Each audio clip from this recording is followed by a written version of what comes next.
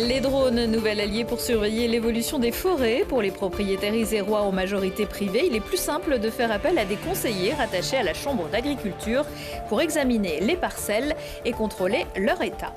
Leur établissement a été racheté par Orpea il y a 4 ans et les salariés de la clinique du Dauphiné à Cessin ne goûtent pas tellement leur technique managériale. En grève depuis plusieurs jours, ils ont aussi porté plainte. Et puis le musée de Grenoble accueillera mardi prochain une vente aux enchères d'œuvres d'art qui permettra de soutenir Soleil Rouge. La directrice de l'association de clowns à l'hôpital, Christine Meyer-Poula, est l'invitée du JT. Bonsoir à tous, ravi de vous retrouver dans ce JT du vendredi 15 novembre 2024, du lundi au vendredi à partir de 18h, l'essentiel de l'actualité du Grand Grenoble. Les forêts françaises sont dans le rouge, alliés essentiels pour lutter contre les émissions de gaz à effet de serre. Elles absorbent de moins en moins de CO2 soumis au manque d'eau, aux vagues de chaleur, mais aussi à certains insectes. Les arbres mourants ne peuvent plus stocker de carbone. Pour vérifier les stocks, des experts veillent, comme en Isère, les conseillers en forêt de la Chambre d'agriculture. Promenons-nous dans les bois de Créon-Beldonne avec Mirko Pesci. En automne, les arbres perdent leurs feuilles et dévoilent leurs secrets avec les Forestivités, un festival pour parler de la filière et de l'usage du bois. Animation, rencontres et activités, l'univers du bois local est raconté aux passionnés ou aux néophytes. Certains viennent même avec leurs petits-enfants. On est venu en famille, oui. Ça permet de découvrir d'abord la forêt, la gestion de la forêt, les techniques utilisées. Et on est quand même assez concerné parce qu'en plus on habite à côté d'une parcelle où il y a des exploitations relativement loufoques. On a empêché même des exploitations coupe rase pour éviter justement des risques de glissement à côté de sites urbanisés, donc de maisons dont la nôtre. 76% des forêts en Isère sont détenues par plus de 93 000 propriétaires privés. Les conseillers forestiers aident ces propriétaires dans le diagnostic de leur forêt pour savoir à quel stade est le peuplement de leur domaine, si du bois peut être coupé ou encore s'il est affecté par une maladie. Ces dernières années, elles sont fragilisées par le réchauffement et le changement climatique, notamment les épicéas qui sont attaqués par un insecte, c'est le scolite. On a vraiment intérêt à agir pour valoriser les bois qui viennent d'être attaqués, qui vont sécher. Ne pas attendre que les bois soient secs, complètement secs, et qui n'aient plus aucune valeur. Des bois qui ont mis 50, 60, 80, 100 ans à pousser, autant les valoriser dans leur meilleure qualité, donc en sillage. Avec le satellite, le drone est l'un des outils pour cartographier une forêt. Certains drones peuvent coûter des dizaines de milliers d'euros, mais ils permettent de cartographier 10 hectares de bois en quelques minutes. Les photos sont ensuite transférées sur des logiciels pour détecter tous les problèmes. L'intérêt du drone, c'est aussi d'avoir de la donnée en temps réel très rapidement, quoi. Il y a des logiciels qui permettent de déterminer des problèmes sanitaires qu'on ne verrait pas forcément à l'œil. Nous, on travaille justement avec les drones sur le multispectral qui nous permet de voir en amont s'il y a des problèmes quelconques, de vigueur d'arbres, de maladies. Et ça, le multispectral est très intéressant, et notamment avec les drones qui sont plutôt à l'échelle de la parcelle. La forêt iséroise s'étend de 311 hectares par an. Aujourd'hui, elle occupe 39% du territoire. Et chaque année, 1100 propriétaires forestiers sont accompagnés en Auvergne-Rhône-Alpes. Les salariés de la clinique du Dauphiné, un établissement de soins psychiatriques basé à Cessin, sont en grève depuis lundi. Ils estiment que le nouveau management mis en place depuis le rachat de l'établissement par Orpea en 2020 les met en souffrance. Après la décision de leur direction de faire appel à d'autres collaborateurs du groupe pour pallier leurs absences, les salariés ont décidé de porter plainte pour atteinte à l'exercice du droit de grève.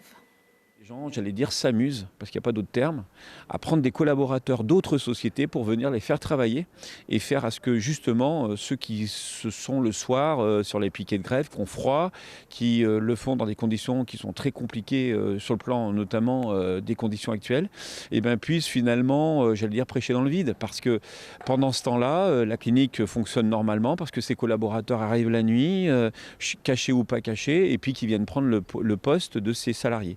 C'est interdit. Depuis 2020, nos conditions, ça se dégrade de plus en plus. On est 3 soignants en 12 heures pour 35 patients et un soignant la nuit pour 35 patients.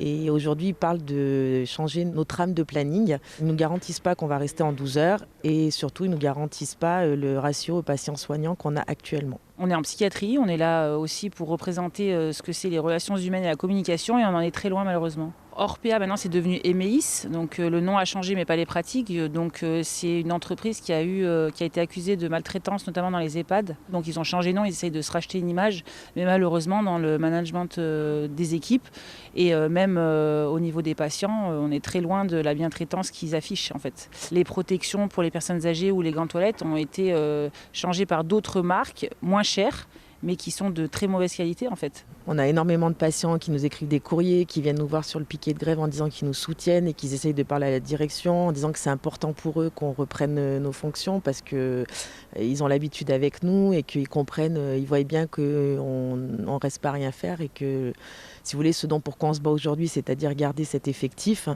c'est pas anodin. La direction de la clinique a fait une demande au préfet par intérim pour mettre en place une réquisition du personnel qui permettrait d'assurer un service minimum. Une nouvelle réunion entre les différentes parties est prévue lundi. Un médecin, pas psychiatre, mais cardiologue dans le QG politique cette semaine. Il s'agit du député isérois de la droite républicaine, le docteur Yannick Neuder. Pas mal de sujets à aborder pour l'élu de la Bièvre, rapporteur du projet de loi de financement de la sécurité sociale qui sera examiné au Sénat à compter de lundi. Pour être en bonne santé, faites du sport ou à défaut, allez encourager les pros. C'est reparti dimanche à 17h. Retour des basketteuses iséroises sur leur parquet. Les joueuses de la Tronche-Mélan jouent contre Nice à domicile au gymnase du Charlet. Samedi à 20h, quant aux Voironaises du PVBC, 4e de Ligue 2 féminine. Elles reçoivent Montbrison à 20h au gymnase Henri Chotard. Vous avez raté le Grand Palais, il vous reste là à revirer. Le gymnase de Mélan accueille un circuit national d'escrime M20 avec les futurs sabreurs des JO de Los Angeles dimanche à 15h. Le cross national Bayard, c'est toute la journée de dimanche avec des distances sur mesure pour toutes les catégories de coureurs à Pontcharrat. Et puis, un événement de canoë-kayak pour ceux qui ne craignent pas l'eau froide. Retour dans Voyons voir, le magazine des 4 chaînes locales d'Auvergne-Rhône-Alpes. Retour sur le marathon international des gorges de l'Ardèche qui s'est déroulé le week-end dernier. Un événement qui soufflait ses 40 bougies et allie depuis toujours exploits sportifs et populaires pour 34 ou 27 km dans les célèbres gorges. À voir sur Télé Grenoble samedi à 18h. L'association Soleil Rouge organise mardi une vente aux enchères au musée de Grenoble. Il s'agit de récolter des fonds pour faire venir plus de clowns à l'hôpital Couple-Enfants. On va en parler avec vous, Christine Meyer-Poula. Bonsoir. Bonsoir. Vous êtes la directrice de Soleil Rouge, une association qui existe depuis de nombreuses années. Mais pour ceux qui ne la connaîtraient pas encore, est-ce que vous pouvez nous rappeler ce que vous faites ? Depuis 23 ans, les clowns professionnels de Soleil Rouge interviennent en pédiatrie au CHU Grenoble-Alpes pour faire rire et sourire les enfants malades, faire diversion à la douleur et à l'angoisse. Et ils interviennent dans la quasi-totalité des services de pédiatrie, dont notamment les enfants en traitement contre le cancer, les urgences. Ils accompagnent les soignants dans le traitement en accompagnement de soins douloureux, et également en salle d'attente de bloc préopératoire, au niveau des urgences et en réanimation par exemple, et jusqu'en fin de vie. Pourquoi c'est important ? Qu'est-ce qui fait qu'ils font du bien et que ça aide à la guérison ou à l'acceptation des soins ? Alors les études scientifiques attestent du bienfait du rire, du moral, sur le processus de reconstruction, le processus de guérison.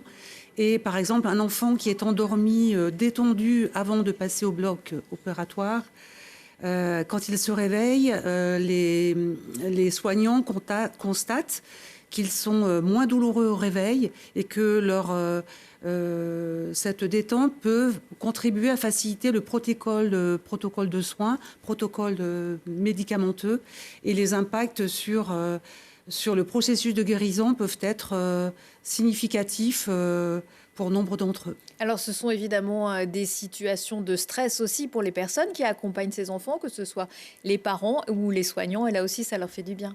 Alors effectivement, on a coutume de dire que les clowns sont des partenaires tripartites. Ils sont importants autant pour les enfants que pour les parents qui les accompagnent, qui sont souvent soumis à des situations de fort stress, notamment quand ils sont en attente de connaître le pronostic vital ou pronostic guérison, et puis les soignants qui sont souvent soumis aussi à des conditions de forte tension dans tout le processus d'accompagnement thérapeutique. Alors on ne s'improvise pas clown à l'hôpital, ces clowns sont formés? Alors effectivement, c'est un métier à part entière et les fonds que l'on collecte à Soleil Rouge permettent de financer non seulement le salaire des clowns, tous professionnels, qui sont formés de façon très régulière, selon un protocole très exigeant qui correspond au cahier des charges de l'hôpital. Et puis, ils sont suivis par un psychologue chaque mois, puisqu'ils sont soumis à des conditions, à des contextes parfois très douloureux, sensibles, mais très douloureux, puisqu'ils accompagnent certaines fois les enfants jusqu'en fin de vie. Combien il y a de clowns aujourd'hui à Soleil Rouge? Nous avons 8 clowns qui interviennent 52 semaines par an. Et plus certains week-ends, certains jours fériés.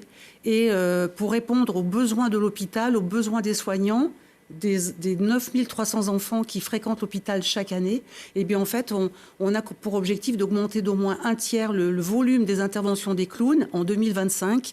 C'est la raison pour laquelle on organise ce très vaste événement qui, pour nous, a nécessité un an de préparation avec la contribution de nombreux mécènes et partenaires. Il faut savoir que la plupart de nos ressources proviennent de dons du grand public et des mécènes privés.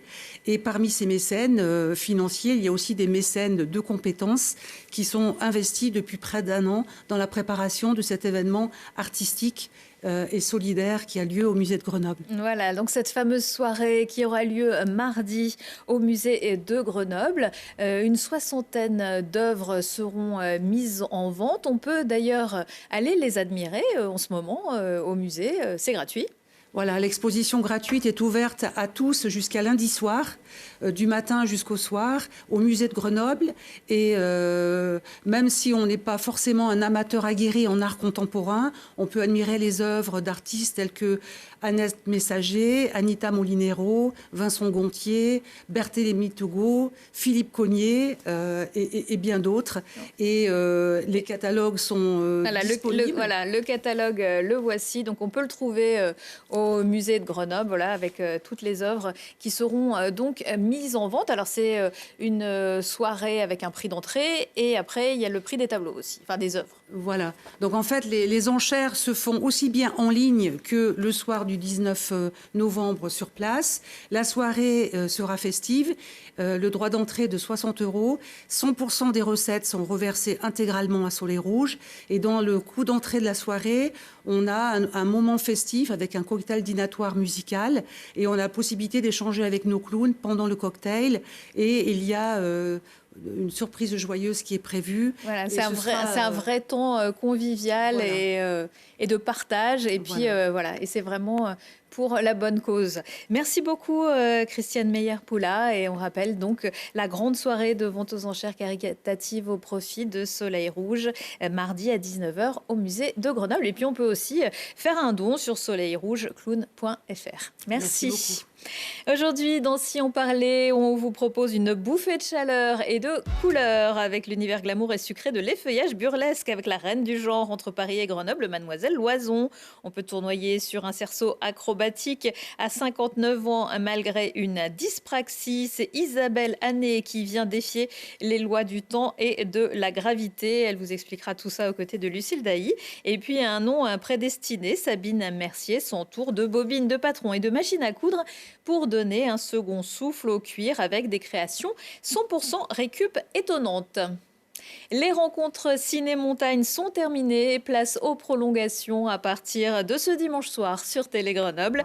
3 films dont Le Cavalier sans tête avec Simon Velfringer, le parrain du festival cette année, et Charles Duboulot, embarqués sur les chemins périlleux de l'Himalaya. Comment leur renoncement au Manalu leur permettra d'exprimer pleinement leur alpinisme avec art et audace sur le Jungchangkang. De l'art et de l'audace également au Théâtre en Rond de Sassenage samedi soir avec Miss Purple et Mr Blue par la compagnie du Caméléon, où on comprend rapidement que la chef c'est la diva, l'artiste avec un grand A, qui peut même si nécessaire se faire assister d'une équipe de grooms toujours alerte, ou presque un show où l'impro fait aussi partie du numéro. Quand le père imite le fils et pas l'inverse, le comédien Gérard Lanvin rejoint sur scène son fils Manu, musicien depuis longtemps. Leur duo se produira samedi soir à la Pléiade à Alvar à l'invitation de l'association La Belle Étoile. Une première édition de Décibel Étoile, très blues rock, puisque le guitariste irlandais Johnny Gallagher est également programmé lors de cette soirée. Retour de l'actu dans 1 heure et en replay sur télégrenoble.net. La météo de votre week-end arrive juste après. Faut que ça guinche. Les Grenoblois viennent de sortir un nouvel album et ont prévu de fêter ça samedi soir à la Bifurque. Sans nuage, comme leur dernier clip. Belle soirée et excellent week-end à tous. En transe, sois fier de ce que t'as fait hier. Sois fort pour le futur encore. Allez, saute et danse. Chante en France, sois fier.